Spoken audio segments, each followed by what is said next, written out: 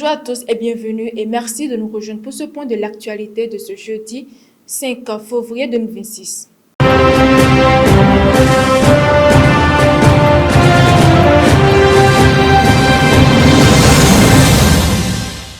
En Afrique, au Nigeria, une attaque d'une extrême violence a endeuillé le centre-ouest du pays. Au moins 162 personnes ont été tuées mardi dernier dans le village de Roro, dans l'état de Kwara, selon la Croix-Rouge nigériane. Il s'agit de l'un des massacres les plus meurtriers enregistrés dans le pays ces derniers mois. Des hommes armés ont pris d'assaut le village, incendiant des commerces ainsi que le palais royal. Selon un élu local, le roi de Roro est toujours porté disparu. Les recherches se poursuivent alors que la police n'a pas encore communiqué le bilan officiel.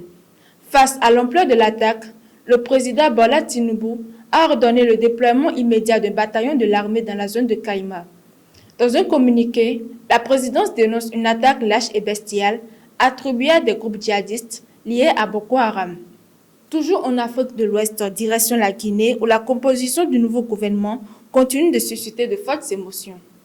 Le président Mamadi Doumbouya a nommé Ibrahim Sori de Toukara au poste de ministre de la Justice et des Droits de l'Homme. Magistrat respecté, il s'est fait connaître pour avoir instruit le procès du massacre du 28 septembre 2009. Lors de sa première prise de parole officielle mercredi dernier, le nouveau garde des Sceaux a promis de restaurer la confiance dans l'institution judiciaire et de renforcer la protection des libertés fondamentales.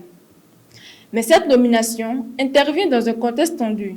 Depuis l'arrivée de la junte au pouvoir, plusieurs organisations de la société civile dénoncent l'arrestation arbitraire et disparition forcée. Le Front national pour la défense de la Constitution affirme attendre du nouveau ministre du Courage face aux crimes commis depuis le coup d'État. Pour l'heure, l'opposition politique n'a pas officiellement réagi à cette nomination. En Italie, une polémique enfle à quelques mois des Jeux olympiques de Milan-Cortina. La présence annoncée d'agents de la police américaine de l'immigration l'ICE provoque la colère de l'opposition. Devant le Parlement, le ministre italien de l'Intérieur, Matteo Piantedosi, a tenté de calmer la controverse. Il a su que ces agents n'auront aucun rôle opérationnel sur le sol italien et qu'ils interviendront uniquement dans des missions d'analyse liées à l'antiterrorisme et à la criminalité transnationale. Selon le ministre, les agents seront cantonnés dans des bureaux diplomatiques américains et agiront dans le cadre d'un accord de coopération signé en 2014. Des explications jugées insuffisantes par l'opposition qui accuse le gouvernement de complaisance envers l'administration Trump. Certains députés dénoncent la présence de ce qu'ils qualifient de milice idéologique, estimant qu'elle constitue un signal politique inquiétant pour l'Europe. Et pour finir en Amérique, aux États-Unis, un geste de désescalade a été annoncé à Minneapolis dans quelques semaines de fortes tensions liées aux opérations de police de l'immigration. L'émissaire de Donald Trump, Tom Homan, a annoncé le retrait immédiat de 700 policiers fédéraux de l'immigration. Une décision prise après la mort de 2 citoyens américains tués par des agents de l'ICE lors d'interventions depuis le début du mois de janvier.